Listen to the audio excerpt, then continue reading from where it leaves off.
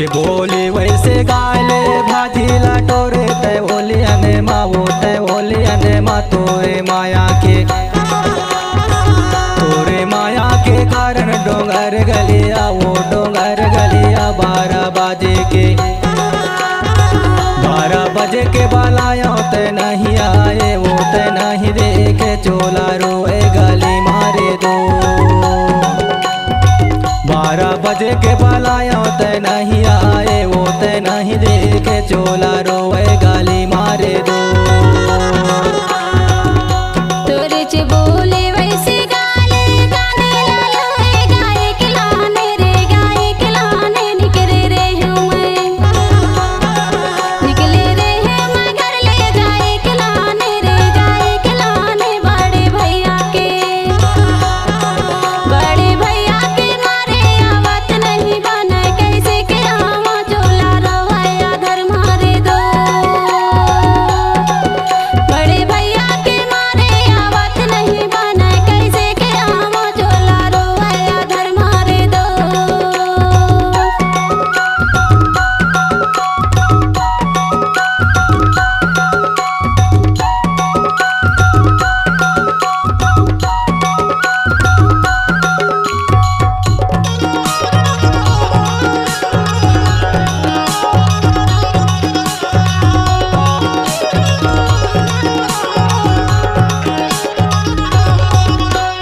कुआं के पानी बाल्टी में भर ले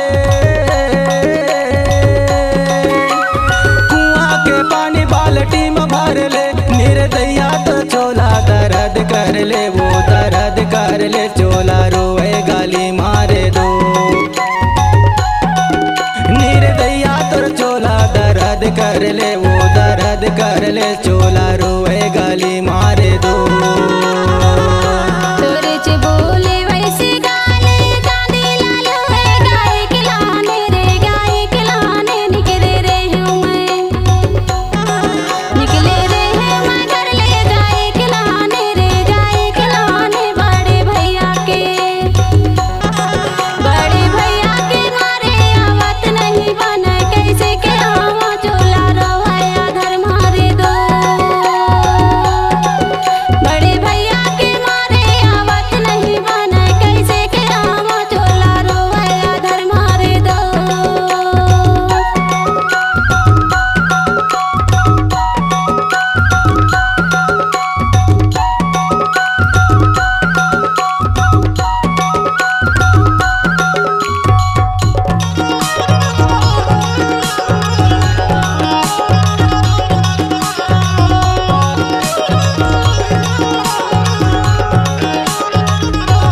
सावन के महीना बादल कर दे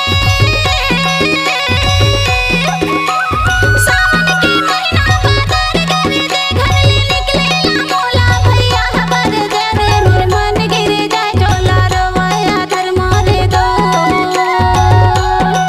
घर ले निकले ला मोला भैया खबर दे रे मेरे मन गिर जाए चोला रोया अकेला रे दो। तोरे च बोले वैसे गाले भाजी लाटोरे तय बोली अने मावो तय बोली अने मा तोरे माया के कारण डोंगर गलिया वो डोंगर गलिया 12 बजे के बालाया तय नहीं आए वो तय नहीं देखे चोला रोए गाली मारे दो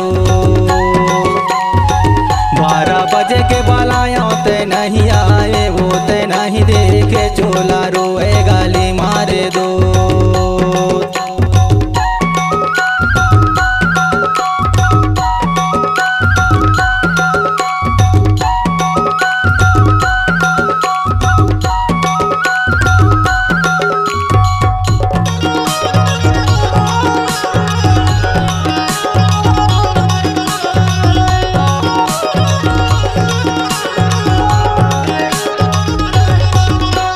जल्दी ते आवे मोर मैना मजू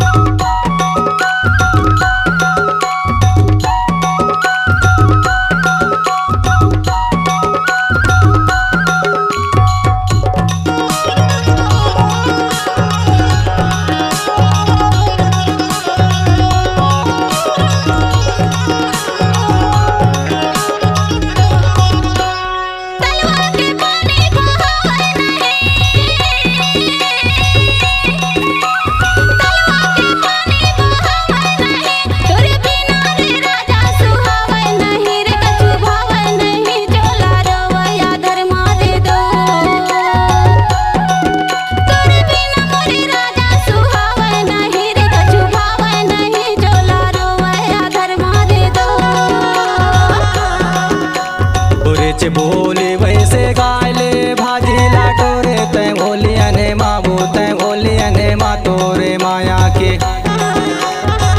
तोरे माया के कारण डोंगर गलिया वो डोंगर गलिया 12 बजे के, 12 बजे के बलायों ते नहीं आए वो ते नहीं देखे चोला रोए गाली मारे दो। 12 बजे के बलायों ते नहीं आए वो ते नहीं देखे चोला रोए गाली मारे दो। तोरे चे बोले वैसे गाले कांदे लालो है गाय खिलाने रे गाय खिलाने निकले रे हूँ मैं, निकले रे है मैं घर ले जाए खिलाने रे जाए खिलाने बड़े भैया के, बड़े भैया के मारे आवत नहीं बने कैसे के आवा चोला रोया धर मारे दो। बड़े भैया के मारे आवत नहीं बने कैसे के आवा चोला रोया धर मारे दो। बड़े भैया के मारे आवत नहीं बने कैसे के आवा चोला रोया धर मारे दो। 12 बजे के बलायों ते